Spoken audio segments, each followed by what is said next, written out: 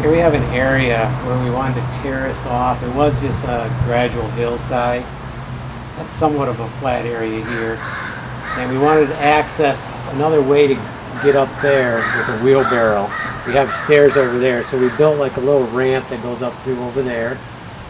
In this area, we made a platform using some retainer wall effect here, right there, and right here.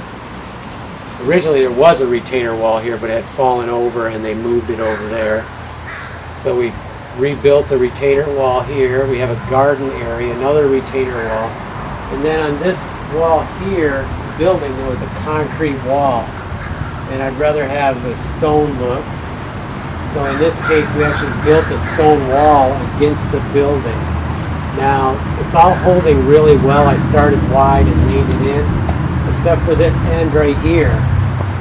I should have started wider because I should have known that it wasn't solid enough. And I did think of it at the time, but I thought, well, if it doesn't hold, I'll have to take it down and rebuild it, which I may have to, because what's happened is I took a lot of time, patience, stacking these in here, and they're solid.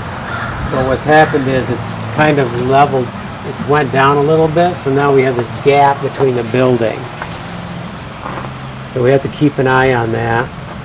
And we probably don't want anybody hanging out right here either. But it still feels solid. This side still looks straight, so it's not starting to lean past that point yet. And that's because I had it leaning in a lot, so it's kind of come back even. But I'll keep an eye on it. If that does get worse, I'm going to have to unstack them gently, build up my base wider, and then start my wall leaning in even more. But by now I'll have a strong base because of all that packing that's occurred. And it's only this corner, so it's not going to be a huge effort. It will take a good half a day though. So here we can see our path. Little retainers on each side here. And eventually this will go straight across there, but we have to do some more digging over there. And over here we'll have an area we've been putting old slate down. Slate that we cut from working on the roof, or old roof slate. We've been putting it down there. Eventually I may put flagstone in there, I'm not sure, or just keep putting more slate in.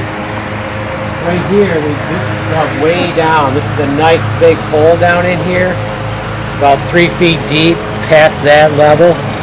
And we filled it with stone, so the water coming off this building can run down through in here into that big hole.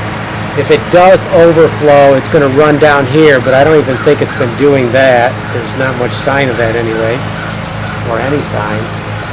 And then we have our retainer wall going up through here. I've been putting colorful rocks on top just to give it more effect.